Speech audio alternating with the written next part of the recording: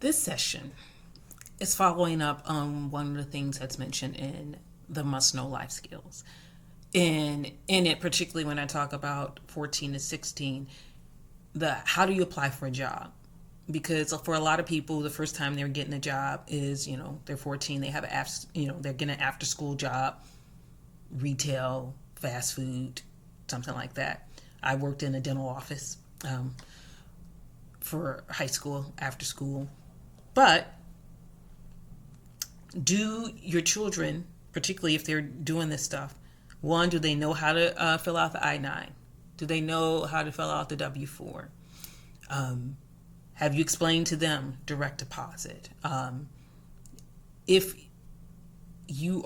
this is your first full-time job, have you explained to your child graduating high school the importance of signing up for their 401k and health insurance, particularly if things change with healthcare here and you no longer can have your adult children on your plan?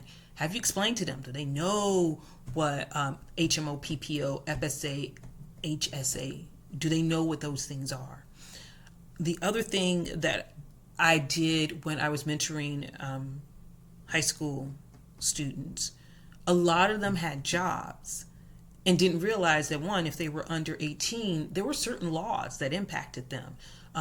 First of all, minors, particularly if they're still in high school, are not allowed to work a certain number of hours during the school week.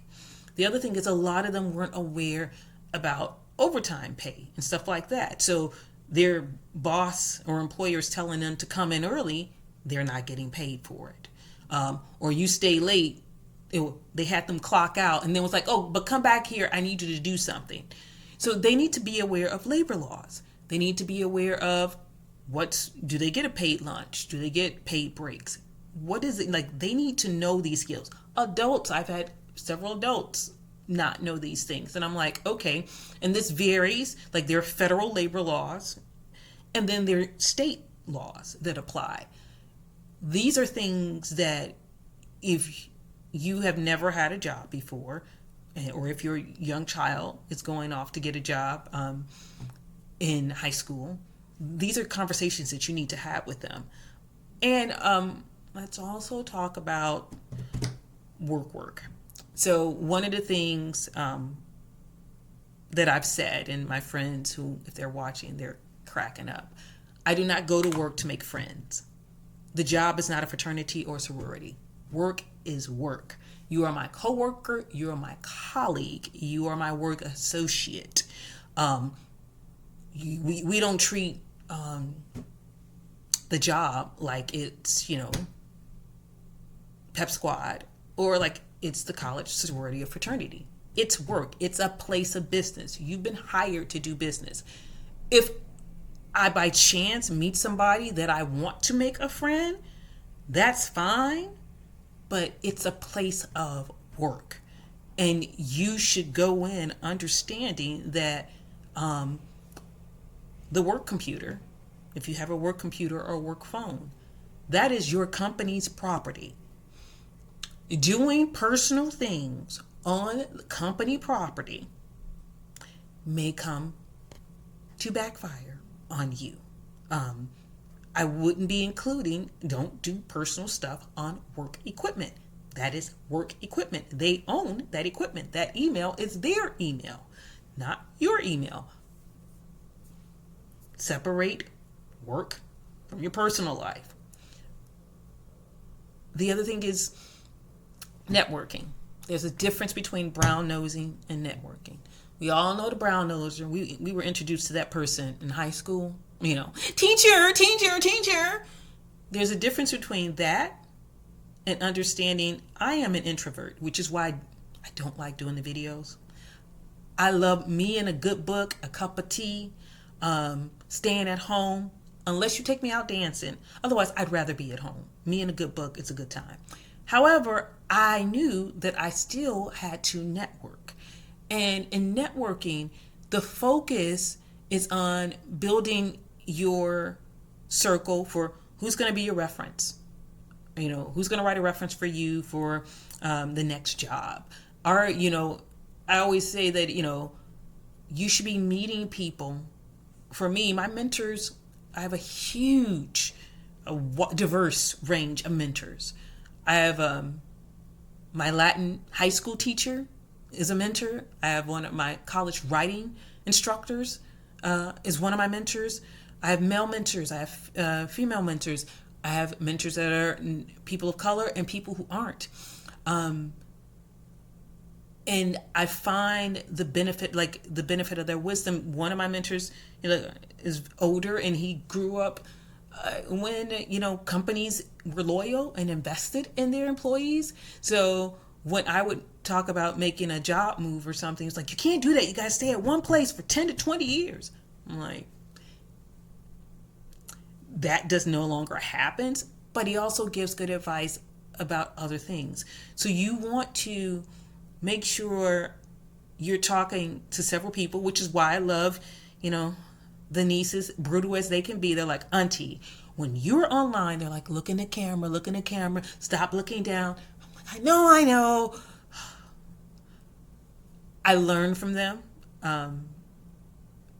And also, not just from the young people, but as my grandmother would say, there's wisdom in these gray hairs. You hear what I'm saying? I ain't lived this long and not learn anything.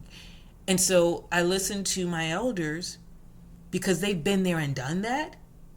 And then I was like, innovation does not ignore what happened in the past. Innovation is based off of what happened in the past. So I'm looking to the past to inform me as I move forward to the future. So my mentor group, it's the past and my current peers.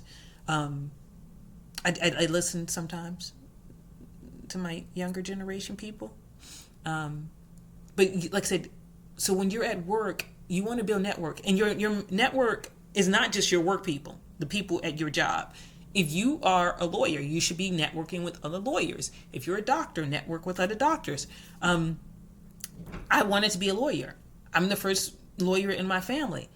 So guess what I had to do? I had to go and network and talk to other people. Before I even went to law school, I spoke to other lawyers. What should I be doing? What's going to make me a good applicant? What do you think I should be focusing on? You should have a good network. As a writer, a lot of the creatives that I talk to, some of them are writers, some of them are photographers or artists, some of them are musicians. And I get inspired by all of them because one of the things as a creative that I know, we are all going to have issues when it comes to you're writing a book. Who owns the publishing rights? If you're putting out rap music, who owns your rights? There's always going to be that. So you want to make sure you have a network that is diverse and trustworthy. I always say some people are just judgmental to be judgmental. But then there's a certain thing that's constructive criticism. When I decided I was going to make the transition from full-time lawyer to full-time writer, for a long time, I was sending drafts to my college professor. He was the one that was like, you're a great writer.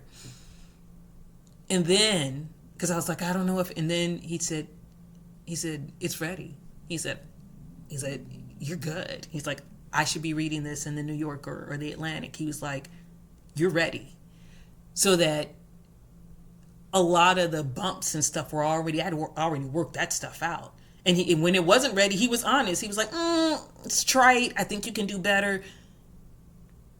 So the criticism was constructive. So I knew that because of our rapport and relationship, he wanted the best for me, and that it wasn't, criticism for the sake of criticism. It was to make me a better writer. So you want to make sure that you have that. And going back to your job might assign you a mentor. That person may or may not be helpful to you, which is why you need to develop your own network. I have been very fortunate that when it comes to jobs, like I said, it's a professional environment for me. We can be cordial and all that other stuff, but the business is there to make money. Never underestimate that. The business is there to make money. You are always replaceable. And as much as they say they love you, at any time you can and will be replaced. The other thing is when we talk about labor laws, this is something that got my goat a lot. When I used to do pro bono legal services, people would come and tell me that my job said I can't quit. I have to give them 2 weeks notice. Most states are at will states. And my joke is, at will, they can fire you, and at will, you can leave. It is a courtesy to give a 2-week notice. Does your job give you 2 weeks notice before it lays you off? I look at notice like tips. Did I get good service? I'm not tipping just because. So, but I've had so many people coming to me that were in, I was like, unless you had, did you sign some type of contract, employment contract, that's what happened? But, so many people that were in at-will states were like, they told me I couldn't quit, that I had to give them 2 weeks notice. I was like, you might want to go look up the labor laws for your state. And that's another thing to understand. Don't wait until something happens. There's always groups. Like I said, there's always free employment legal advice from your legal aid places that can help you navigate any type of workplace conflicts. And if you are at work and you're having a conflict, first things first, document, document, document, document. Document, document, document, document. Okay? The other thing is, although, you've probably been at a job and you want to give them the finger when you leave, don't do it. Don't do it. Don't do it. Because you never know what can happen down the line. So just don't do it. Unless you win the lottery, and even if you win the lottery, don't do it. It's I know you want to tell them to go somewhere. It's protect your name, protect your integrity. And I think, so for the jobs, I'm sorry, I have my list: employee rights, labor laws. Your coworkers aren't your friends; they are your coworkers. You should know about overtime. Okay, networking, mentoring. We talked about those things. I think that's it for the job section. But like I said, if you're an adult and you have a teenager, have these conversations with them. Because if they don't have a job in high school, they're probably going to do some type of work study or, pick up a gig while they're in college because they want their own money or change. Have them prepared before they go out into the world. All right, more coming. Again, thank you for rocking with me. I appreciate you guys. I feel like this video series is reminding me of when I first started Rondaisms, just writing. I had 8 people subscribe to my channel. 8 people. And it was like Rondaisms was just free form. No pictures, no nothing. Just here's my essay. And those 8 people became a huge number. And I always say those original people that rock with me, I was like, okay, we built it from the ground up. And so this video is Rondaisms 2.0. And we're building, we're growing. It's okay.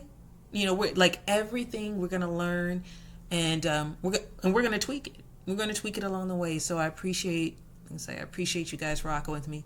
We're doing something new. I'm coming in front of the camera. Because I'm like, but I love you guys for rocking. Appreciate you.